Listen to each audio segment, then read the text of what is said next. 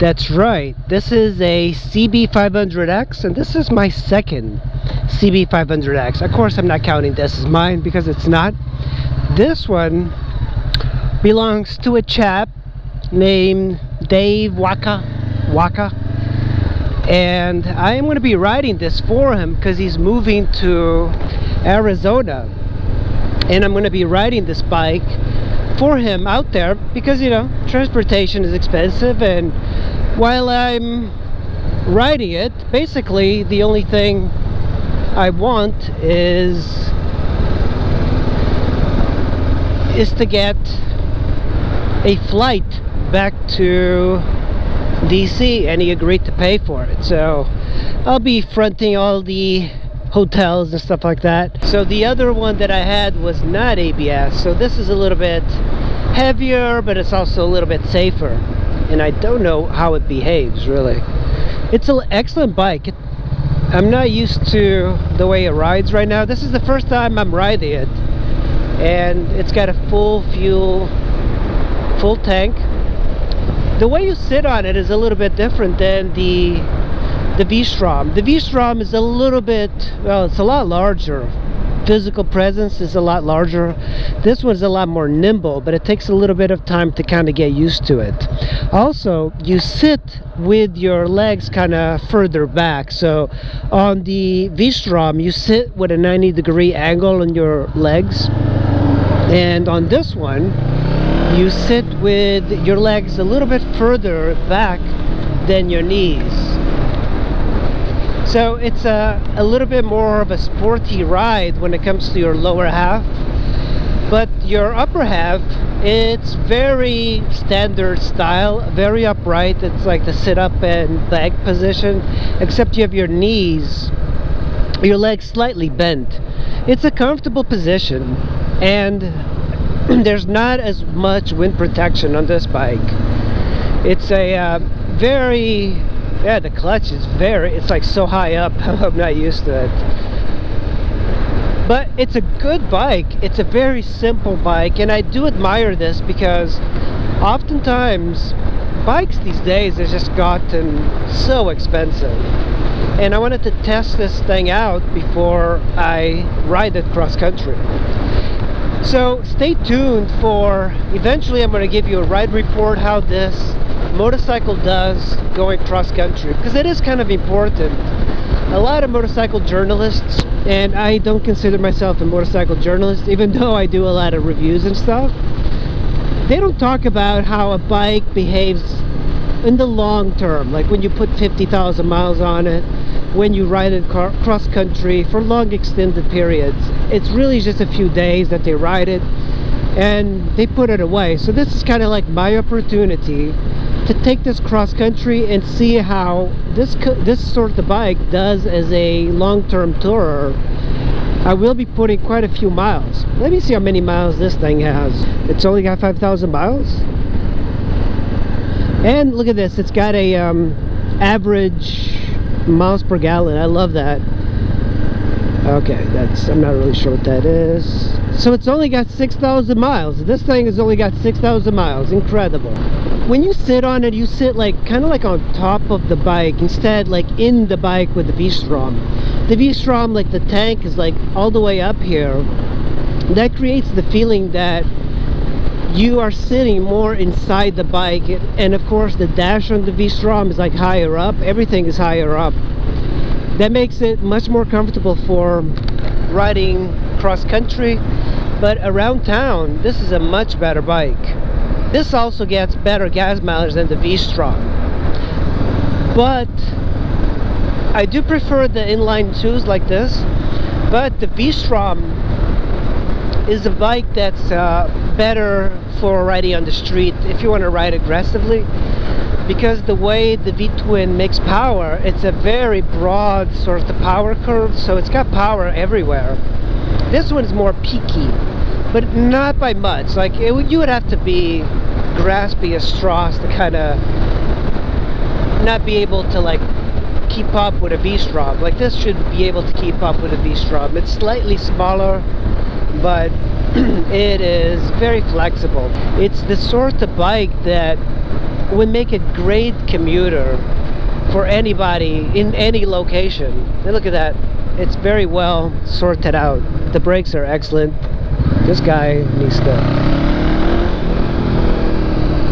I'm not used to turning on this bike, so I'm running a little wide, but eventually I'll kind of get used to it.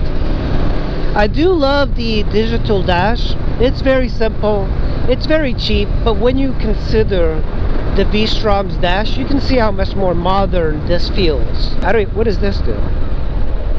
Oh, you have emergency lights. Like, I'm not used to that. This is kind of like a BMW-ish sort of button. Like, I don't really like BMW's button system, but that's kind of like what they're doing with this. And you have your kill switch, pretty standard. I just wish they would reverse this. This one's okay. I don't mind the emergency being this far or reversed, but the horn here and the turn signals down here doesn't make a lot of sense for me.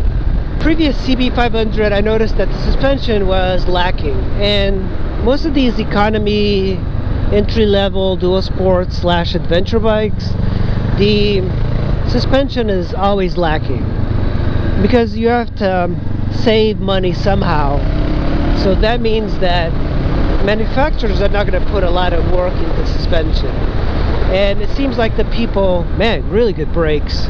I'm not really used to having really good brakes like this. This is very nimble. I just have to kind of get used to the tires. I think the tires might be new. I think they still have the... And you can see really well out of the mirrors. I can barely see my shoulders, which is a great thing. Yeah, I really like the RC51 style dash that they have going. Honda does this a lot with their cars as well. It's a good system. I like it. It's both equally visible to see the tach and the speedometer.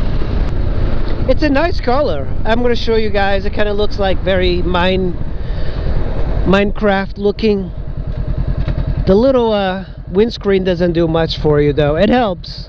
When you don't have it, you realize how useful a tiny little windscreen like this is. When you think about it, that's one of my pet peeves, is that new motorcycles, they're getting larger. People like wanted small bikes for a little bit, and then they completely forgot, and now all manufacturers are producing bigger and bigger motorcycles again. And it used to be a point when everybody was like, man, so many bikes, so many big bikes, we want small bikes. The manufacturers made like Ninja 250s, and then it went to 300, and then 400, 500, like, and it just keeps going on and on. I thought that a Ninja 250 was actually perfect. I put 87,000 miles on my 08 Ninja 250. The Cb500x like this, you can get them for like $3,000. So this is a major bargain. Let's look at the exterior features of the Cb500x really quick. This isn't in any way like a long-term review, but I've ridden one of these bikes quite often. I had a white one for a short amount of time. I loved it. It's a twin cylinder, like a parallel twin, so it's very easy to maintain yourself.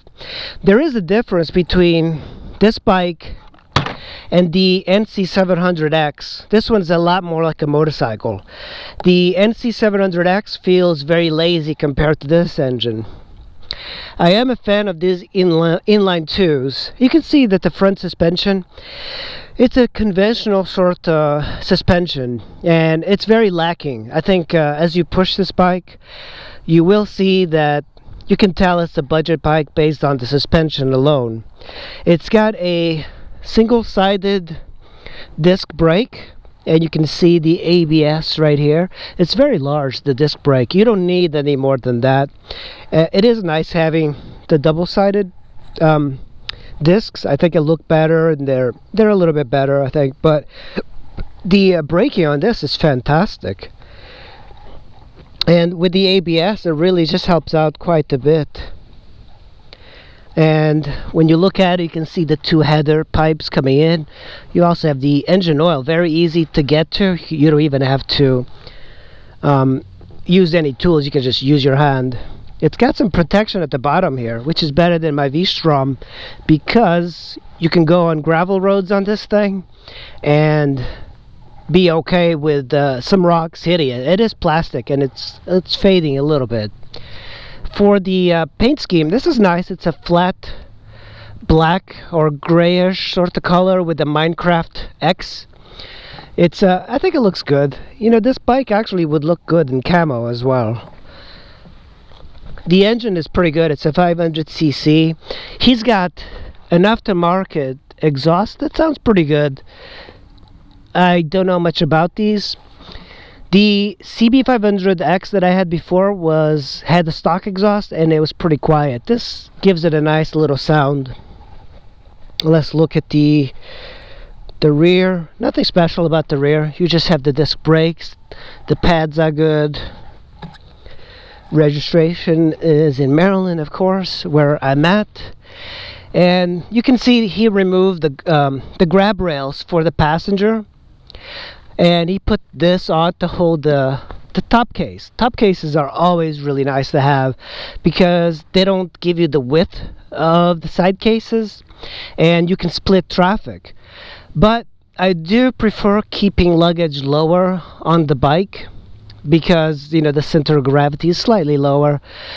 But this is really good. I think on this cross-country trip I am going to be strapping my book bag and sleeping bag to here, and whatever I have I'll throw it in here. And handlebars are nice and wide. You know, this is something that's really nice about it.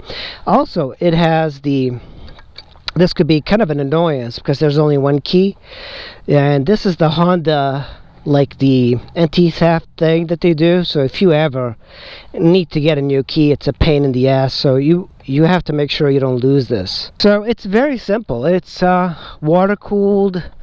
It's a very good bike. No, too bad it doesn't have a center stand. Center stands are just so much easier to do stuff on. It's very well designed, I think. The thing that I admire most about this bike is the fact that it's not expensive, and you can get one of these bikes relatively cheap compared to the competition. When you compare the V-Strom to this, there is some aspects of the V-Strom that are better. This is a lot more nimble. The V-Strom feels almost like a boat compared to this thing. But this thing makes a lot of sense for commuting, I think. You get much better gas mileage on this. And one of the things I like about motorcycles is the fact that they get really good gas mileage. And I mean, it just looks really good. It's a fantastic looking bike with hardly any miles, 5,000 miles. Let's start it up so you can hear the engine. Turn the key on. It's in neutral.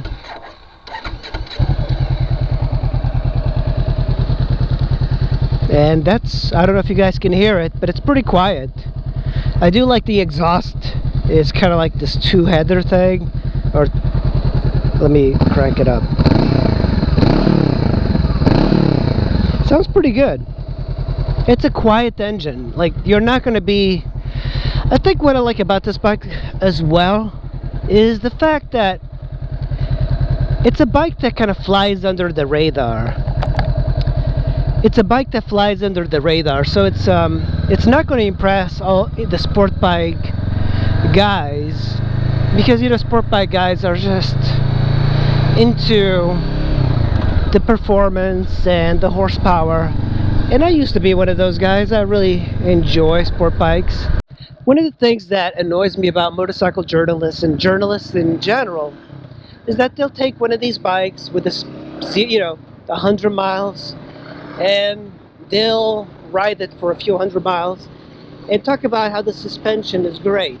And when you're riding a bike like this that only has 5,000 miles, the suspension is new, it's great, but how does it hold up over like 20,000 miles? And that's where the drawback is on bikes like this, that they have the conventional forks in the front that usually bust the fork seals, and these are things that I wish that motorcycle journalists would talk to you about.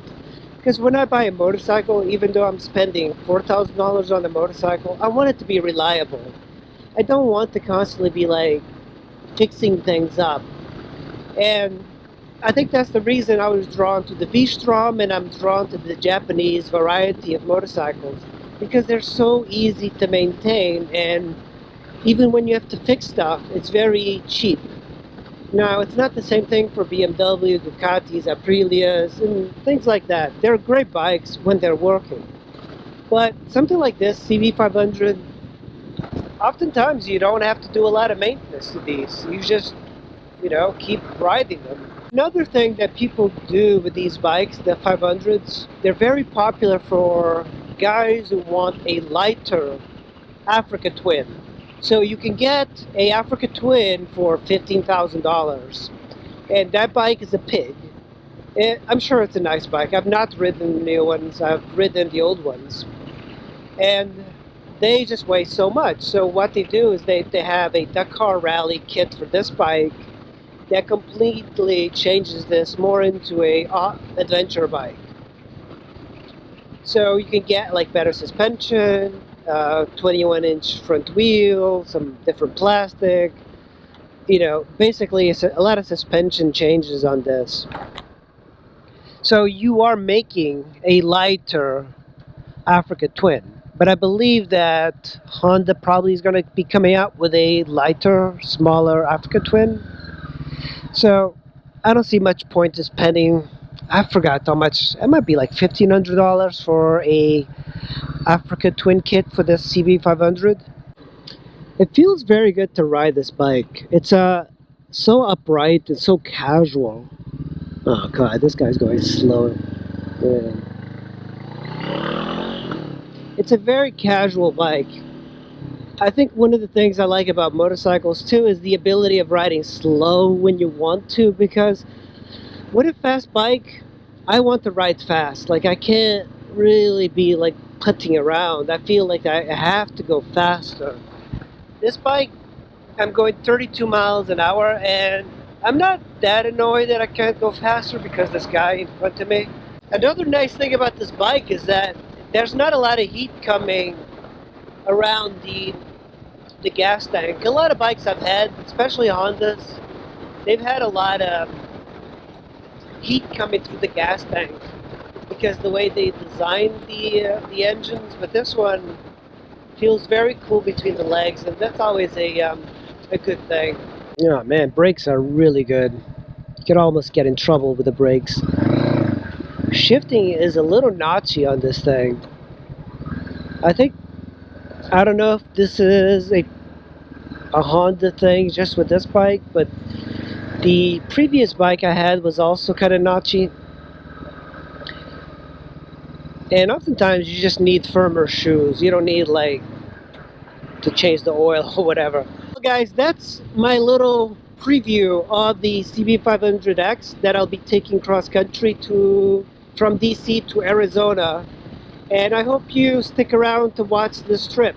I kind of wish that motorcycle journalists would talk a little bit more about how these bikes handle in the long run and on larger rides, because oftentimes you can't really learn a lot about bikes from just taking it, in a day or two in the twisties. So it kind of helps to have some long-term testing, and that's what I plan on doing with this bike. And I'm kind of glad that I found Dave Waka Waka, and he was kind enough to let me borrow this bike so I can ride across the United States. How nice is that? Hopefully I'm not going to get killed. I've done it a couple other times, and it's always been fantastic riding around.